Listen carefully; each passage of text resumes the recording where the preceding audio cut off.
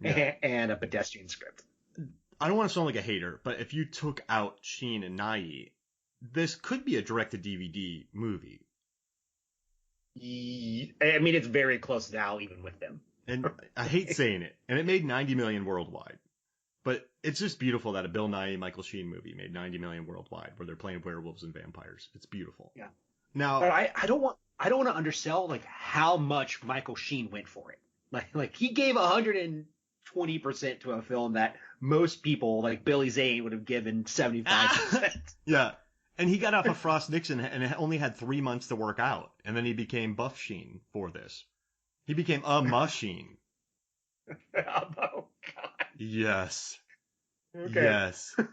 So yeah, all right. My number three, I like Ray's coming back. Big fan of Ray's, but I do like the scene where Lucian foolishly goes to save Sonya. Easily goes to save her. Like, of course there's a trap. You're very naive. But he looks at him and he's like, "I'll be back. If I don't come back, you can lead him. You're fine." Like, I love that trust that he just gives Ray's. Like, that's neat. I like Yeah. their bond, and Yeah. they have no screen time together. But Michael Sheen is so good. But you never see that in the movies. Like, if I die, you're fine. You could lead them. You're great. Like, I like that bit. It's just a tiny moment. But it's like, yeah, Reyes could lead these people. I like him. So that made me happy. That's my number three. Yeah. We've talked about this previously, but Reyes is my favorite character of the entire series. So I was very, very excited to see him back in this episode or this movie.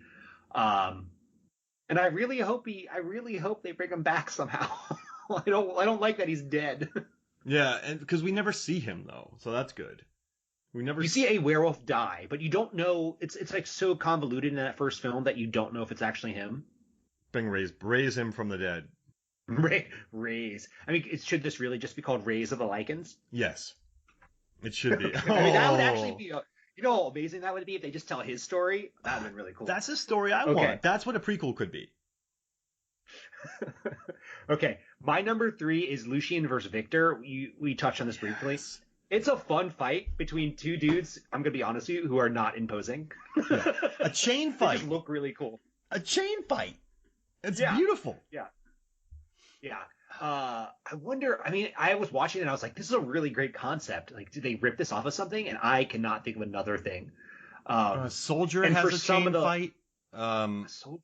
Quantum of Solace has kind of a fight, but this is quite new for me. This is a cave chain fight. And so, yeah, I think this is quite new. Yeah. Did Lucian get a massive power upgrade for this film? Yeah, I would say so because, well, no, remember in Underworld chasing down cars, and he's quite legit until the end when he lays on the floor for an hour. Oh, I'm on the floor. Yeah. Oh no, it's so true. You're right. Could you imagine watching this movie first and then being like, "Oh man, Lucian's gonna whoop some butt," and then he's just kind of mediocre the whole film. Just laying on the floor. Just laying there. Oh, brother. All right, my number two is the werewolf cave. Because I like caves and I like werewolves. So that's that right there. I love a good werewolf cave where Lucian raises the werewolf army. That makes me happy. So I got to do that. I'm going to take that one as my number two. All right, my number two is Bill Nighy. He is making a 6-course meal out of this film. He is eating all of the scenery and he's loving it. And that's part of the draw to this. Like, I kind of feel like they're like the filmmakers were like, everyone loves Bill Nighy. We got a couple million. Let's bring him back. They did all in the commentary. They talked about it, and like, there's a scene where after Sonya dies, Bill Nighy's hanging onto his bedpost crying, and it's just beautiful. It makes me so happy. I love it. Oh man. And I'm gonna piggyback off yours. My number one is that Bill Nighy gets a superhero landing. Bill Nighy. We're gonna have superhero landing. Come on. Oh, I for your blog, Mark, you're gonna have to rank superhero landings or something because Blade. This one deserves to be on it. Deadpool, Underworld, Black Widow. I mean, the superhero Bill Nighy gets a superhero landing. That's worth everything right there. this movie exists because Bill Nighy gets a superhero landing. That's my number one. Okay, my number one, and you might disagree with me this, is that I found Michael Sheen completely unthreatening. Unthreatening Michael Sheen as a badass. He's billed at 5'10". If this dude is 5'10", I will eat my shoe. He is a tiny man. Yeah, there's no, but I almost like that about him. It's fun. It's funny. Like there's no posturing for his part. And I find that to be very interesting. That's an interesting choice. That there's just no posturing. There's no tough guy posturing for this role. It's just very earnest. But yeah, never once did I find him to be threatening. But I constantly found him to be believable. Dude. Yeah. Bill Nighy and Michael Sheen, Martin Sheen, have a sword fight. It's amazing. And I'm not saying that ironically, unironically. I'm a big fan of both these actors. And no movies do this anymore, man. We'll never get something like this ever again. Never. This is not ever going to happen again. So, well, dive into that? What do you mean by that? Okay. And this is the way cinema has gone, and there's nothing wrong with that. With Netflix, Hulu, Amazon, Disney Plus, cinemas now. I mean, this might actually, I'm talking about on the big screen. So nowadays, there's a lot more action movies being made for mid-tier budgets, starring actors who typically wouldn't get their own vehicles. But as far as a worldwide release, 3,000 screen theater film, we're never going to get a moment where the headlining fight is between Michael Sheen and Bill Nighy or similar actors ever again. We're not going to get it. There's no way. I mean, we have Fast 9, we have superhero movies, we have Mission Impossible movies, we have Pixar, Illumination, Star Trek, Star Wars. We won't ever get an ending like this ever again in a worldwide release theater. I don't think so. And that's because people need butts in seats. And as much as I love this fight, this isn't a fight now. This isn't something nowadays that puts butts in seats. These are, it's like, I think like Netflix with Gunpowder Milkshake, that movie might not have gone to the theaters, but it's going to Netflix. So I think we're getting a lot more mid-tier movies, but they're not hitting the box office. So I don't, the movie theater. So I don't think this is going to happen again. Because you're basically saying that Michael Sheen and Bill Nighy are not action hero draws. Exactly. And you look at these actors though, like you watch Good Omens on Amazon and you realize how great Michael Sheen is. He is an A+++ actor. Bill Nighy and everything he touches, and he's one. I think he's just, as far as cinephiles go, I've never met a cinephile that goes, "Oh, Bill Nighy." Ugh. No one says that. But yeah, they're headlining a final fight in a prequel to a series about a leather-clad vampire named Selene. It's a treat, and it's one that we should enjoy. The algorithms have taken over. Yeah, exactly. This is not an algorithm movie. No, it's not. It's not. This is like, we're rolling the dice. Oh man. But see, choices like that, at least for me, I adore. You know how weird I am. I have a very weird sensibility. I do appreciate the mainstream, but I'm drawn more towards human stories. I like superhero films, but I'm definitely drawn. Yeah, this is just so odd and bonkers. I love it. So we've chatted about this, I think, and I think I'm going to try to put this. I don't want to put words in your mouth. I'm going to try to express what you're saying. You've seen a lot of movies, so the things that are more unique, different, attract you because you've already seen most of the story beats that have happened previously. Yeah. I'm the same way. Yeah. I like things that are different because I'm watching movies to discover undiscovered things. This movie, you're right, does have what is essentially a sword fight between two A+ thespians. Yeah, you're probably not going to see that again. You're right, now that I think about it. Yeah, and listen, and that's why you and I also have loved a recent movie that came out, which is called Werewolves Within.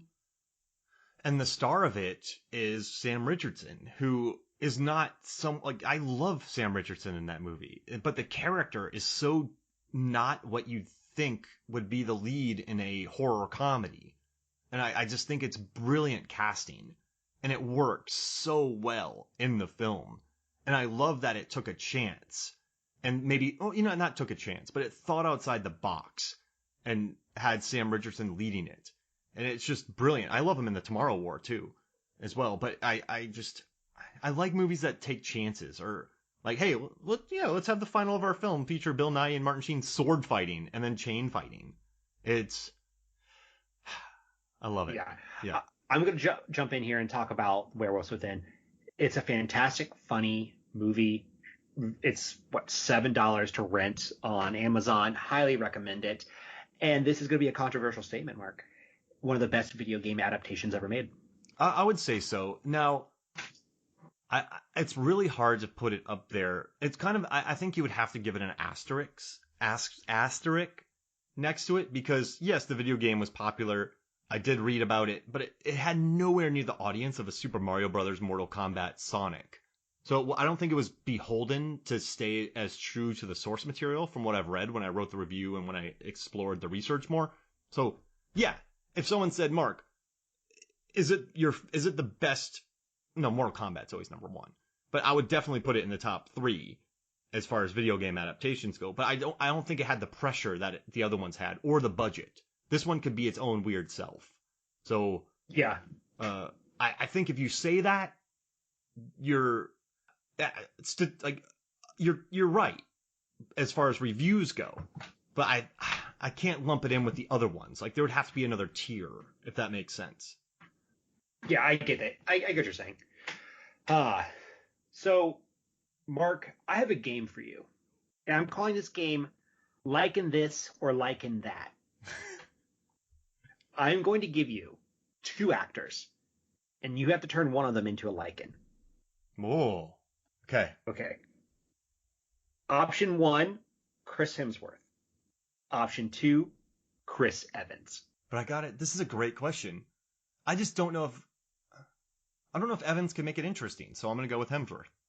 Yeah. If you said Pine, I'd say Pine all day. I know. He was my original pick, and I took him out because I thought he would do that. Yeah. So, I mean, I like Evans, right? I love him in Snowpiercer, Sunshine. But if you make like a horror comedy with Hemsworth as a werewolf, will be wonderful. So I'm going with that. Okay. Yeah, I think that's good. I think he is the correct choice, and he is so big. Yeah. And charismatic. He's so charismatic. Okay. Option 2, Vin Diesel or The Rock? Oh, Vin Diesel. Yeah, 100%. There's no question there. I want to see him in a werewolf movie. That would be amazing. Yeah. The Rock wouldn't deign to do a werewolf movie. No. It's okay. Yeah. All day. It's not PG-13. Helen Mirren or Meryl Streep? Oh, Helen Mirren. Really? Yeah. I want to see Meryl Streep in a werewolf movie. She said she would never do a special effects movie again after Death Becomes Her. So, I mean, it would be a surprise, but yeah, I'm Helen Mirren, because Helen Mirren would just have so much fun with it. I would love to see Helen Mirren werewolf it up. It'd be perfect. Okay, that does sound fun. After seeing Fast 9, it's clear that she likes to enjoy herself. Okay, so this next one is the battle of the 2-time Oscar winners. So Tom Hanks versus Mahershala Ali. Mahershala Ali all day. Yeah, he would be really good. I'm thrilled to have him as Blade, and I think this is sort of like in that realm. Now, Tom Hanks is so good. I don't think people realize how good he is. In News of the World, his performance is wonderful. In Captain Phillips, how he didn't win an Oscar. In Bridge of Spies, he's wonderful. But I don't want to see him turn into a werewolf.